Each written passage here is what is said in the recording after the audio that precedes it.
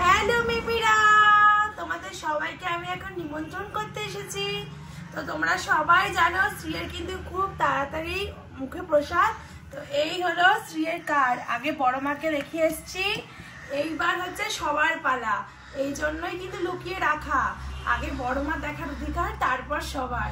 তো শ্রীয়ের অন্নপ্রাশন কিন্তু 2রা মার্চ আর রবিবার দিন সন্ধ্যা। এই দেখো কি সুন্দর কার্ডটা। আর এখন হচ্ছে কার্ডে আমরা তেল আর হলুদ আর সিঁদুর আর কি ছোয়াবো। তো ছুঁয়ে দিই।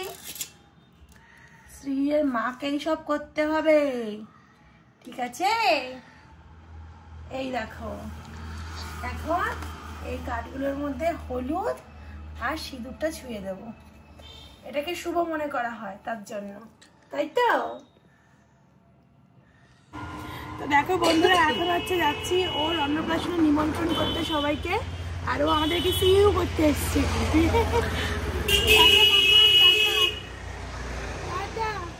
ও কেমন ভাবে তাকিয়ে আছে দেখো।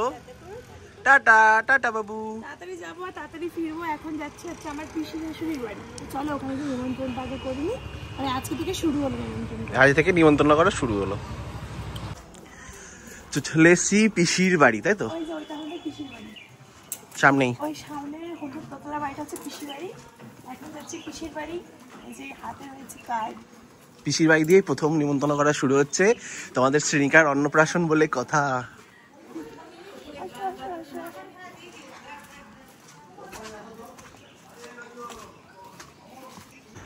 এতুলিকা হলো, কত দেরি করছো তুমি?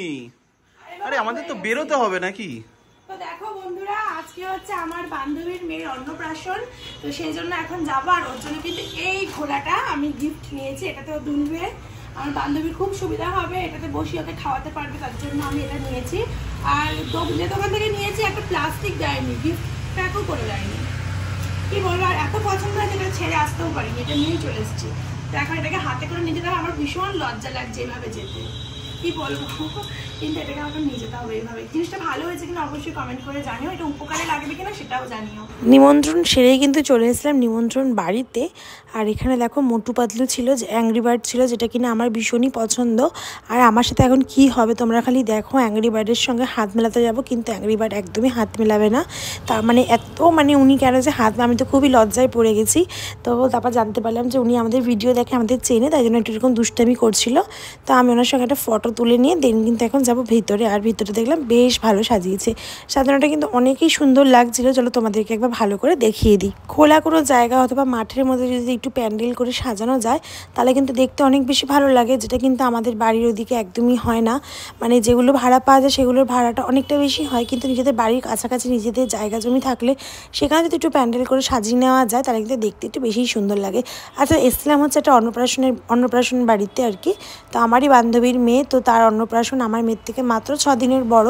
তো অনেক দিন থেকেই ওর সঙ্গে আমার পরিচয়, তো ওই জন্য আমি এসেছিলাম ওর অন্নপ্রাশনে। আর ওকে একটু কোলে নিচ্ছিলাম, কিন্তু ও খুবই কাঁদছিল, আছে না মানুষের কাছে একদম যাচ্ছিল না।